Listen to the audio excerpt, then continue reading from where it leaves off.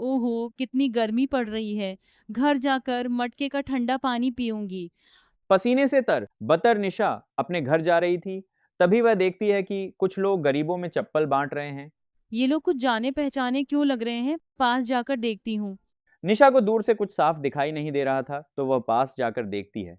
उन गरीब भिखारियों के साथ निशा के चाचा का बेटा अनिल और खुद की बहन दिशा उन गरीबों के साथ में बैठकर चप्पल ले रहे हैं। यह देखकर निशा हैरान रह जाती है। ये क्या कर रहे हो दिशा? दो जोड़ी चप्पल है तो सही, तो क्यों यहाँ बैठे हो? जिसको सच में इसकी जरूरत है उसे लेने दो। देखो, इन बेचारों के पास सच में चप्पल नहीं है, उन्हें लेने दो। चलो यहाँ से। जब फ्री में चप्पल मिल रही है तो क्यों नहीं लें? और हम कौन सा अंबानी है? हम भी तो गरीब ही हैं। हम गरीब हैं, लेकिन हमारे पास रहने के लिए छत, खाने के लिए खाना और पहनने के लिए चप्पल है। हम गरीब हैं लेकिन लाचार नहीं। आपको तो बस लेक्चर देना आता है, कभी समझदारी भी दिखा दिया करो। आओ आप भी हमारे साथ बैठ जाओ, फ्री में चप्पल मिल जाएगी। मुझे दूसरों का हक लेना पसंद नहीं, समझे? निशा वहां से चली गई और घर आ गई।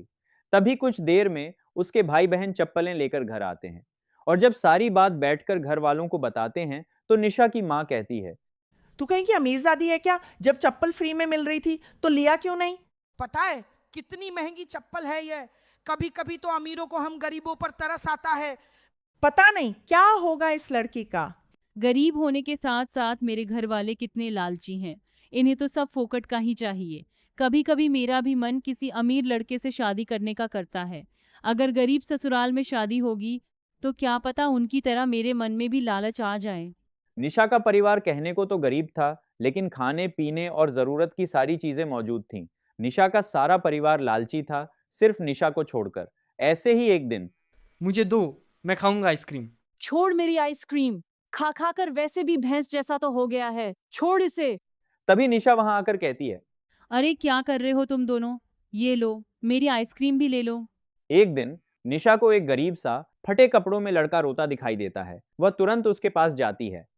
क्या हुआ बाबू, रो क्यों रहे हो? वो दीदी, मेरी माँ पता नहीं कहाँ चली गई और मुझे बहुत भूख लग रही है। बस इतनी सी बात। चलो मैं तुम्हारे लिए कुछ खाने को लाती हूँ। निशा उस लड़के को खाना खिलाती है। यह सब दूर खड़ा राकेश देख रहा था। ये लड़की कितनी सुंदर है और जरूरतमंदों की मदद भी करती है। अरे नहीं नहीं राकेश, तू भी क्या सोच रहा है? क्या पता इस लड़की ने मुझे देखकर मदद की हो। यह सोचकर राकेश अपने अंडरग्राउंड महल में आ जाता है। दरअसल राकेश एक बहुत ही अमीर घर का लड़का था।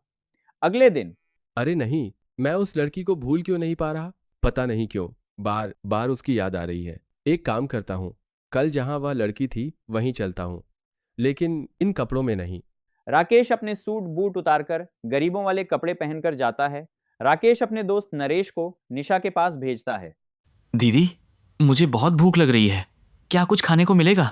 जी भैया, एक मिनट रुकिए, मैं अभी खाना लाकर देती हूँ। वह घर के अंदर गई और खाना लाकर दिया। ये लीजिए भैया खाना। और किसी चीज की जरूरत हो तो बताओ। नहीं दीदी, बस बहुत है, धन्यवाद। इसमें धन्यवाद की क्या बात है? भूखे को खाना खिलाना तो पुण्य का काम है। इतना कहकर निशा वहां से चली गई। भाई, ऐसी लड़की मैंने आज तक नहीं देखी। शादी करना तो तुम इसी से करना, बहुत अच्छी लड़की है। यह सुनकर राकेश बहुत इंप्रेस होता है और अपने घर वालों के सामने शादी की बात करता है। देखो मम्मी, वह लड़की बहुत अच्छी है, मैंने उसके बारे में सब पता किया है। राकेश, तू बहुत भोला है। गांव की लड़कियां अमीर लड़कों को फंसा लेती हैं।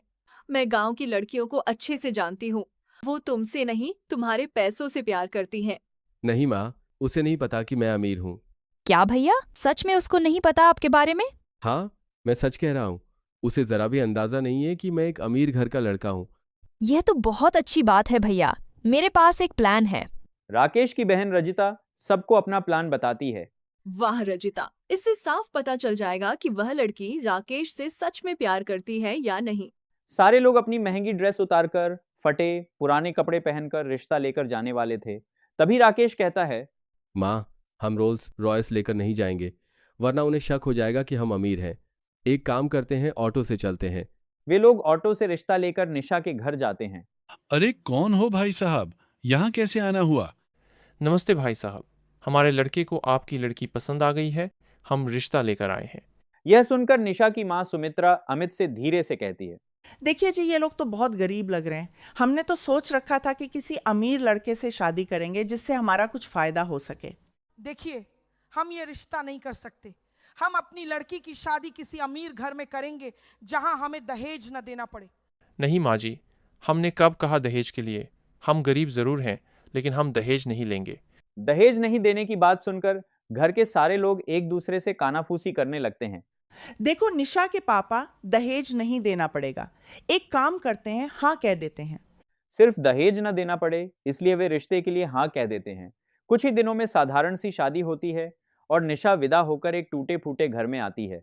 देखो आरती, मुझे लगता है निशा के घर वाले बहुत लालची हैं। तुमने देखा नहीं, दहेज के लिए मना करते ही कैसे फौरन रिश्ते के लिए हाँ कर दी। मुझे डर है कि कहीं निशा भी वैसी ही लालची ना हो। ऐसे ही निशा का ससुराल में पहला दिन बीत जाता है। अगले दिन सुबह माँ जी, आज मेरी पहली रसोई है। रसोई कहाँ है? बता दीजिए, मैं खाना बना देती हूँ। बहू, हमारा घर बहुत छोटा है, इसलिए यहाँ अलग से रसोई नहीं है। चलो मेरे साथ। राकेश की मां आरती निशा को घर से बाहर ले जाकर एक छोटा सा मिट्टी का चूल्हा दिखाती है। बहू, हमारा चूल्हा यही है, हम इसी पर खाना बनाते हैं।